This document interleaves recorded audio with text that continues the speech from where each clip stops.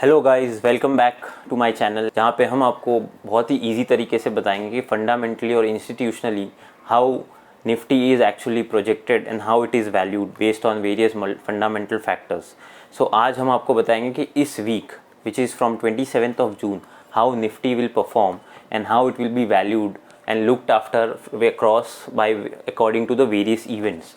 So let's focus on the events one by one, but उसके पहले मैं आपको एक शॉर्टली बताना चाहूँगा कि निफ्टी कैसे वैल्यू किया जाता है। तो निफ्टी का आज का प्राइस है 15,700 एज पर लास्ट क्लोजिंग।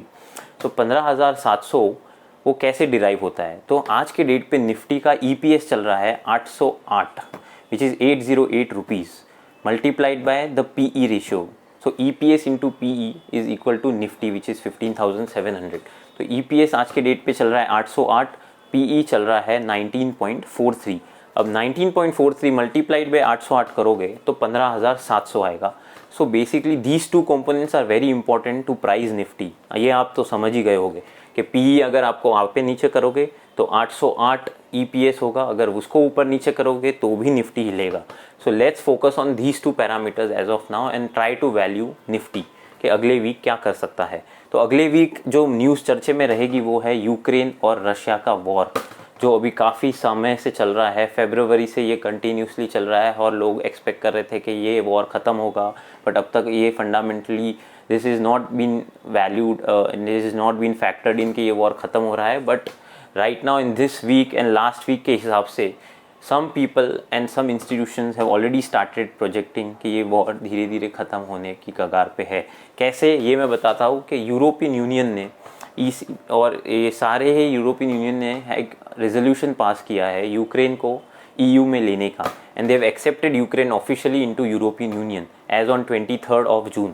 तो उसका मतलब है कि धीरे धीरे EU में आने के बाद, यूरोपियन यूनियन के अंदर आने के बाद, Ukraine will try to do ceasefire with Russia and try to do an agreement which will be backed by US and European Union. So यही एक्सपेक्टेशन के हिसाब से निफ्टी अगले वीक चलेगा, where FIIs and other DIIs will try to factor in कि ये EPS जो है वो ये वॉर ख़त्म होने के बाद अगर बढ़ेगा या कम होगा। ऑब्वियसली बढ़ेगा। दूसरा, प्राइस टू अर्निंग्स मल्टीपल जो होगा which is 19.43 as of last Friday's closing, वो भी बढ़ना चाहिए। तो basically that after which I think the EPS and PE multiple which will increase, I think which clearly gives us a target of at least 200 to 250 points higher from right now। at least इतना factor in होना चाहिए Nifty के अंदर। जो 15,700 है वो next week 15,900 से 16,000 के लेवल पे इजीली हमें दिखना चाहिए और वहाँ पे मार्केट स्टेबलाइज होना चाहिए, unless there is a negative news coming from this war tension.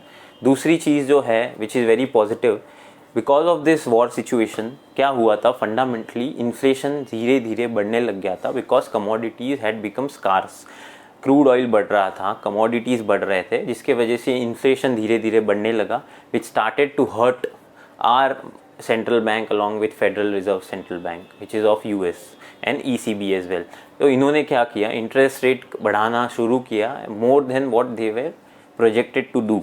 So earlier when Federal Reserve was projected to hike by 50 basis point interest rate, now they have hiked by 75 basis because to curtail this inflation as soon as possible, which has happened due to the war tension which has been going on since few months। तो इसके चक्कर में ये सारे ही prices बढ़ गए थे और ये प्राइजेस के वजह से इन्फ्लेशन बढ़ गया था और इन्फ्लेशन के वजह से इंटरेस्ट रेट को बढ़ाना पड़ा। So these are the fundamental factors which will be looking into to project what Nifty's trajectory will B.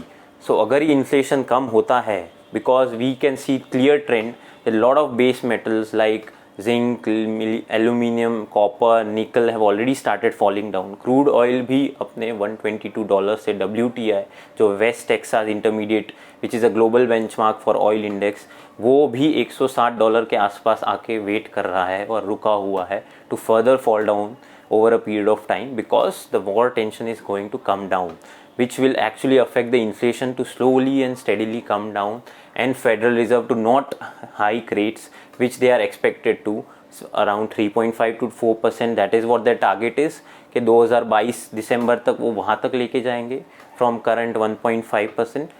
But अभी ये इन्फ्लेशन अगर कम हो जाता है तो इतना हाइक फास्ट नहीं होगा, basis that the PE should improve over a period of time, but that is all when the inflation cools down.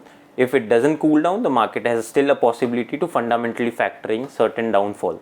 But right now, as we see and as we speak, the Nifty should go up from here, should stabilize for the next week until further development. जो news अगर कोई अलग गलत आती है और अगर ख़राब आती है तो फिर Nifty has to go down.